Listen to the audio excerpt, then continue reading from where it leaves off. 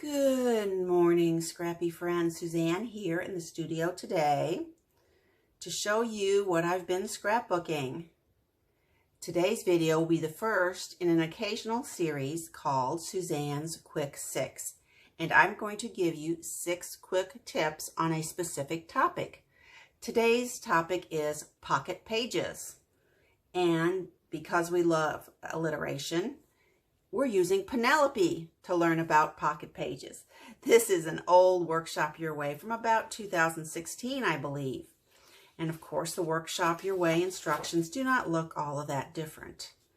What was unusual about this workshop kit is that there were 2 sheets of 12 by 12 paper that were actually cut aparts. One side was landscape or horizontal orientation, and the other side was actually the vertical or portrait orientation. They gave us 3 quick and easy layouts. These are very simple. And then they gave some examples of how to do the Picture My Life layouts. What's kind of unusual is that they did 1 page in the vertical and 1 page in the horizontal, I guess to showcase the different cards. But as a practical matter, you're not going to have those 2 pages back to back. So I did my own thing, and that's when I came up with 6 quick tips. Let's get started. Let's just go through the layouts. Since this was an old workshop, I did not have some of the puffy stickers or all of the washi tape that they said was needed for the workshop. Those may have been optional items back then. So I added in some other things. What was in this workshop were some stickers like these, 2 6 by 6 sticker sheets, and then some vellum, lots of vellum pieces. I added in some of my own acrylic butterflies or acetate butterflies from my stash, and some buttons from that famous bling company, just to add a little something something. So there is the first page. Here again, we have used this Make Today Fun card as our title, and this So Many Reasons as our journal card. Very cute. On the second layout, here we've gone with the vertical orientation of the cards. This one is, we've built a title called All Smiles. And down here, this Hello Happy is our journal card. We've got some nice vellum. These vellum had silver embellishment on them. If you didn't want the silver, you could turn them over and it would be practically the same look, slightly faded, but the colors would come through, and the back of the silver just sort of shows as white or off-white depending on what is around it. Here we have some vellum here, and then I did have some of the washi tape, but not all of the washi tape they talked about, so they did a nice corner cut up there, which I think is a nice balance to our 2 green frogs here at the bottom. Nice symmetry there. It's cute. Okay, and then here is the third one.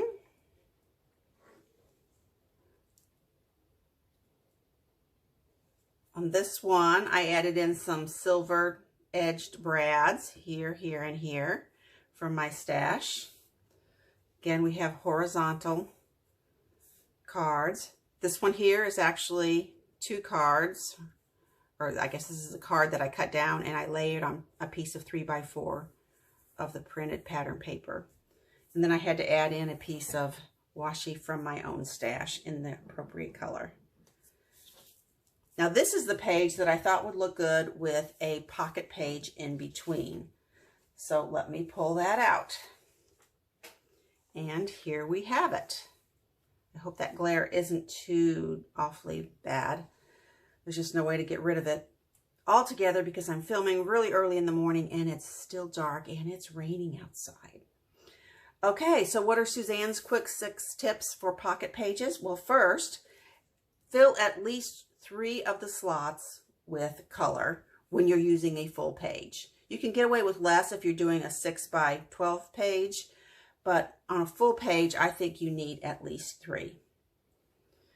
Okay, the second is to be whimsical and build scenes. Here, for example, I decided that adding the umbrella vellum die cut would be really cute because it covered these 2 birds who seem to be talking to one another. And then over here, we've got a speech bubble. My next tip is to alter elements for size and color if needed be. Here, this vellum was not going to stick out enough from the background, so I actually mounted the vellum onto white cardstock and trimmed it.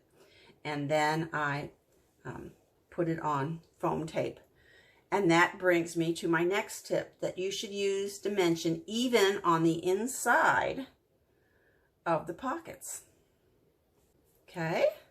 Tip number 4, let's turn the page, is to consider using elements and dimension on the outside of the pocket. Here, this is a row of banners. One was the vellum die cut, and the other 2, I just mimicked the size and shape from that. And those are scrap pieces of cardstock, or printed paper, I should say. Actually put 3 hearts on the outside the pockets, so it kind of ties these 2 together without making the center too busy. And then down here I built another scene. I covered what was a frog here. Remember I said you could alter your elements for size and color. That is my next big tip there. So I used a punch, and I just punched out a piece of cardstock to cover that up, and then I built a little scene on top of it. Again, we've got dimension here so that the little birdie looks like he's actually sitting in the nest behind the eggs. And then my last tip is to think in 3s for repetition. We got 1, 2, 3.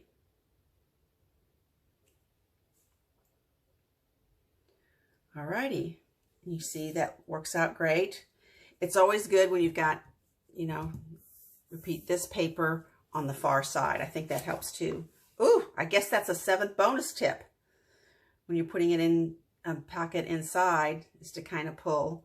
If this would have had this over here, then see if you can kind of repeat that. And I did. Okay. Well, when I had finished that, I still had quite a few scraps left. And you know me, if I can get another page out of the scraps, I will. So here's what I did. And this was in part inspired by the fact that there were pocket pages, cut-apart sheets included in the kit. Because normally you can take a whole row or a whole column from a 12 by 12 sheet, and you can just cut it off, and sometimes you can use all 3 of those just as they are. That was not the case in this one, and once I started cutting them apart, then I couldn't help but putting them on an angle. So that's what I ended up with here. At this point, I was really getting low on embellishments, so I added in some more of those puffy silver stars and some more cute buttons that I had just picked up this last week that happened to be in the right colors, and they were a bee and a butterfly, so those worked well. Again, we've built a little scene here on this card, and I've actually added in the red journaling lines because I had a little red over here, and I wanted to make sure I kind of pulled that element to this side of the page. And then we have this little cluster embellishment right in the middle that just so your eye really does go all the way from the left to all the way to the right. Okay, that is all I have for today. Let me go over those quick 6 again. 1, use at least 3 slots with color if you're using a full 12 by 12 pocket page. 2, be whimsical and build on your cards, even making little scenes. Number 3, alter your elements for color and size if it suits your purpose. Number 4, consider dimension even when it's inside the pocket. And consider attaching items to the outside of the pocket. And number 6, think in 3s for repetition. Now, as you know, all of those tips can also apply to Close to My Heart's Picture My Life cards. Again, those are usually printed with horizontal orientation on one side and portrait on the other. And sometimes in slightly different colorways, so that gives you a little more versatility with the Picture My Life cards than you had with the cut-aparts. So I hope you'll find these tips helpful, and if you've got some 12 by 12 cut-apart pages in your stash, I hope you'll get them out and use them. And if you do, let me know if any of these tips came in handy. Okay, that's all I have for today. As always, I appreciate your time and attention. Hope to see you back here real soon.